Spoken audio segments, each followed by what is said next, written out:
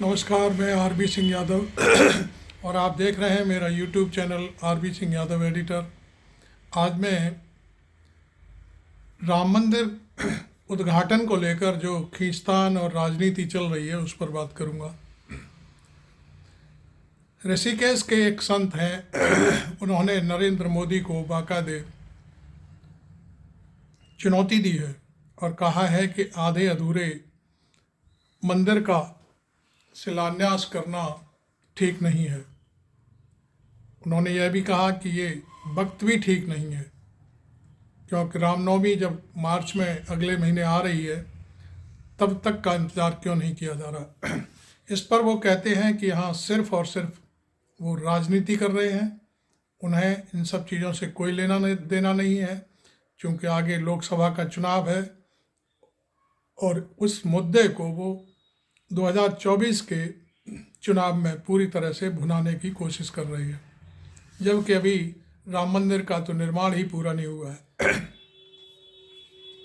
उन्होंने एक तर्क दिया कि इसी तरह से लोकसभा जो नई संसद बनी है, नया संसद भवन बना है, उसका भी आधा अधूरा शिलान्यास उन्होंने किया, क्योंकि उन्हें किसी भी शिलान्यास की सबसे ज़्यादा जल्दी होती है। और उन्होंने इसका एक प्रमाण भी दिया कि पिछले दिनों लोकसभा में जो 3 बच्चे धुआं बम लेकर के घुस गए थे, वो उसी का कारण है कि वो आधी अधूरी तैयारियों के साथ संसद का उद्घाटन किया गया था। आपको मालूम है कि अभी टेंडर हुआ है, बैरियर तक नहीं लगे हैं, सुरक्षा कहाँ से कैसे क्या होगा, बहुत सारी कमियां हैं अभी। यहाँ तक है कि संसद भवन के आसपास और ऊपर का पानी निकासी का भी अभी कोई इंतज़ाम नहीं हुआ है, उसके भी टेंडर अभी हुए हैं। तो इतनी जल्दी क्या है, जब तक पूरी चीज़ बन न जाए, उसकी जांच परख पूरी ना हो जाए और उसका सर्टिफिकेट ना मिल जाए, तब तक मैं समझता हूँ इस तरह की जल्दबाजी नहीं करनी चाहिए। तो संत ने यही बात कही है कि राम मंदिर का उद्घाटन भी पूरी तरह से इसी तरह से किया जा रहा है।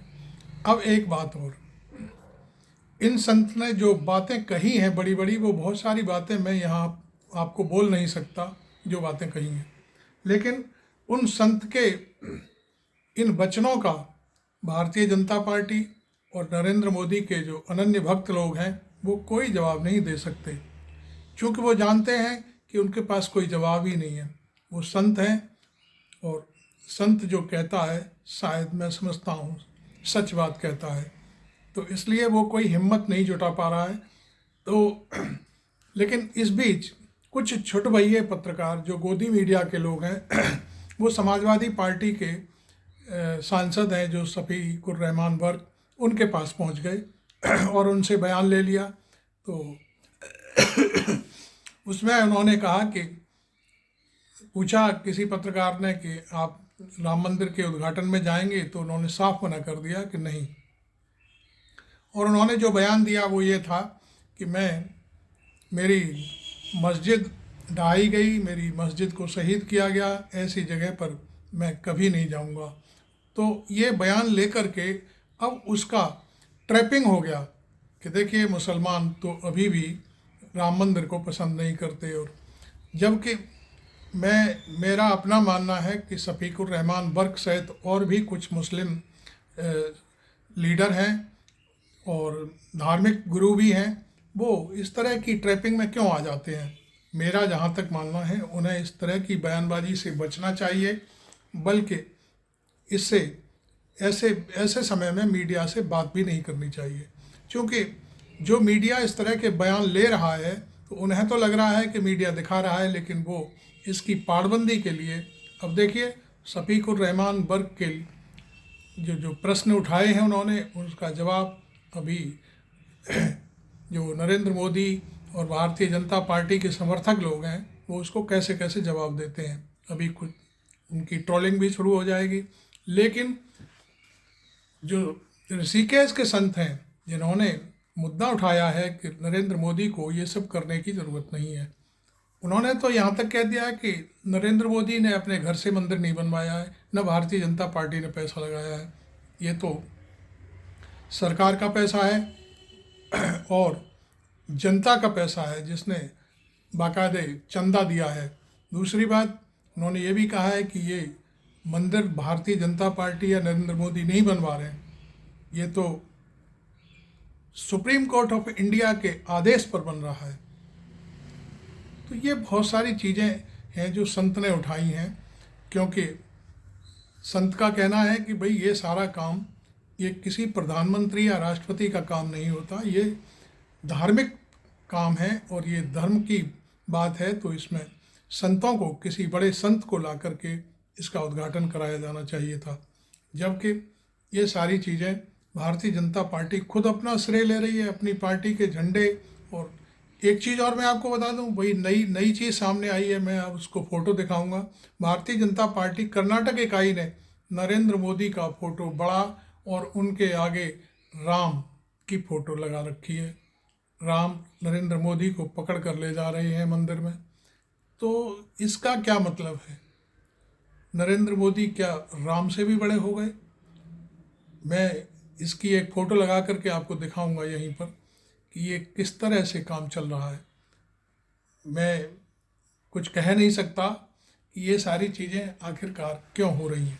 नरेंद्र मोदी ठीक है, भारत के प्रधानमंत्री हैं, जनता ने उनको चुनकर भेजा है, लेकिन इस तरह से राम की फ़ोटो छोटी कर और नरेंद्र मोदी की फ़ोटो बड़ी करने का मतलब क्या है? ये शायद भारतीय जनता पार्टी भी शायद मेरे इस वीडियो पर जवाब नहीं दे पाएगी, और ना ही कोई और जो भी कोई सुन रहा होगा वो भी दे पाएगा। तो अब सवाल उठता है कि ये सारी चीज़ें आखिरकार क्यों हो रही हैं। सवाल ये है कि 2024 का चुनाव नज़दीक है और उसमें ये जो पूरा शो हो रहा है उसका प्रदर्शन किया जाना है। यहाँ तक कि मुझे जहाँ तक पता चला है कि देश में सारे मंदिरों में इस तरह के कलश भेजे जा रहे हैं, पूजा पाठ होगा, जो भी कुछ होगा, उसमें खास तौर पर जो वाल्मीकि से रिलेटेड मंदिर हैं उनको महत्व दिया जा रहा है। देखिए, इसके पीछे भी एक पॉलिटिक्स है। आप जानते हैं, दलितों में वाल्मीकि समाज पूरी तरह से भारतीय जनता पार्टी के साथ है और वोटिंग करता है। वहीं जाटव समुदाय का व्यक्ति है, वो भारतीय जनता पार्टी को वोट नहीं देता, वह बसपा के कहने पर ही वोट देता है और बसपा को ही वोट देता है। तो ये सारी चीज़ें बाकायदे सोच समझ करके सब चीज़ें की जा रही हैं। तो दूसरी एक कहानी मैं आपको और सुनाऊंगा। कहानी क्या है? कहानी ये है कि जो निमंत्रण पत्र भेजे जा रहे हैं इस शो के, उनसे राजनीति और गरमा रही है। पिछले दिनों CWC की मीटिंग में कांग्रेस पार्टी ने निमंत्रण पत्र पर भी चर्चा कर ली। अरे भाई, आप ये सब चीज़ें क्यों करते हो? पार्टी का काम है जनता की आवाज़ उठाना, जनता का काम देखना। आप निमंत्रण पत्र पर ही दो फाड़ हुए जा रहे हैं। जहाँ तक मुझे सूत्रों से पता चला है, उसमें कहा गया है कि भारतीय जनता पार्टी ने जो खेल निमंत्रण पत्र का खेला है, उससे कांग्रेस पार्टी बड़ी बुरी तरह से बेचैन हो गई है। उसमें पार्टी के कुछ लोग कह रहे हैं कि मंदिर उद्घाटन में जाना चाहिए, क्योंकि केवल 3 लोगों को निमंत्रण पत्र है, कांग्रेस पार्टी, मल्लिकार्जुन खड़गे और क्या नाम है उनका, सोनिया गांधी जी। तो अब कुछ लोग कह रहे हैं कि नहीं जाना चाहिए और कुछ लोग कह रहे हैं कि जाना चाहिए। तो ये एक दुविधा की स्थिति नहीं होनी चाहिए। वोट की राजनीति यहाँ देखना ठीक नहीं है। मैं तो कहूँगा कि राहुल गांधी पूरे NDA के सभी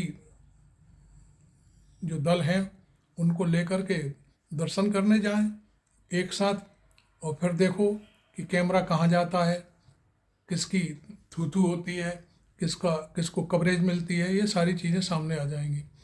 इसी तरह से समाजवादी पार्टी की सांसद डिम्पल यादव का भी एक बयान में देख रहा था, उन्होंने भी कहा है निमंत्रण मिलेगा तो जाएंगे और नहीं मिलेगा तो बाद में जाएंगे। तो उन्होंने अपनी एक सदी हुई भाषा में अपनी बात कह दी है। किसी को अच्छी लगे, किसी को बुरी लगे, लगती रहे, लेकिन एक सांसद हैं भारतीय जनता पार्टी के, वो खुलेआम कह रहे हैं अखिलेश यादव के लिए अखिलेश यादव को घुसने नहीं देना चाहिए, उन्हें निमंत्रण नहीं देना चाहिए, और निमंत्रण दिया जाता है तो उनका वहाँ पे विरोध होना चाहिए। तो ये निमंत्रण की राजनीति बहुत तेज़ी से चल रही है। एक चीज़ और मैं आपको बता दूं, जिन्होंने गोवर्धन रखा उनको ही गोवर्धन से दूर रखा जा रहा है। आप मेरी बात का अर्थ निकालिए कि जिन्होंने जो मंदिर के सूत्रधार थे, जिन्होंने रथ यात्रा निकाली, और मुलायम सिंह ने उस समय उनको घुसने नहीं दिया, और लालू यादव ने उन्हें पटना में ही रोक लिया और गिरफ्तार कर रथ गंगा में फेंकवा दिया।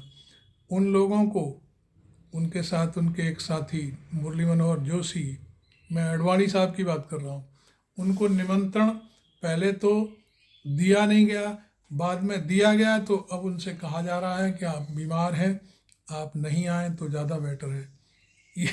ये क्या मतलब हुआ कि आप जो है निमंत्रण भी दे रहे हैं और उनको आप हिदायत भी दे रहे हैं कि नहीं आए तो ज़्यादा बेटर है। ये मेरी समझ से बाहर है। अरे भाई, कोई बीमार व्यक्ति है, भगवान राम का दर्शन करना चाहता है, तो आप उनको पहले से ही क्यों आगाह कर रहे हैं कि आपको आना है तो आइए, और नहीं आना है तो बहुत ही अच्छी बात है, नहीं आए तो अच्छा ही है। तो ये सारी जो पॉलिटिक्स चल रही है नरेंद्र मोदी एकमेव जयते जैसा मामला चल रहा है। तो बात यह है कि नरेंद्र मोदी जो कह दें वही सच है, वही परम सत्य है। उनका एक एक वाक्य, एक एक शब्द उनके भक्त, उनके अनुयायी, भारतीय जनता पार्टी पूरी एकदम से 100% सही मानकर काम करती है। तो अब तो इस समय केवल सिर्फ और सिर्फ राम मंदिर का शो चल रहा है। मैं समझता हूँ उद्घाटन 22 तारीख को है, और उससे पहले ही वहाँ पर 8 दिन पहले ही सारे कार्यक्रम शुरू हो जाएंगे। लोग पहुँचेंगे, सरयू में स्नान करेंगे, उसके बाद मंदिर में प्रतिष्ठा होगी। और मैं ज़्यादा तो मुझे कार्यक्रम मालूम नहीं है, लेकिन वहाँ शायद कुछ कार्यक्रम जारी कर दिए गए हैं गवर्नमेंट से की तरफ से, पल बाय पल के, कि कब कब क्या क्या होगा। तो अब सवाल उठता है कि आखिरकार राम मंदिर को इतना बड़ा मुद्दा क्यों बनाया जा रहा है। भाई, मैंने अभी, मेरा पिछला वीडियो है उसमें तमाम लोग गुजरात के लोग हैं जो अमेरिका में घुसपैठ करना चाहते हैं। अब वो किसकी गलती है, क्या है? जब इतना ही बड़ा विकास हो गया है गुजरात का, तो लोग क्यों भाग रहे हैं देश छोड़ करके।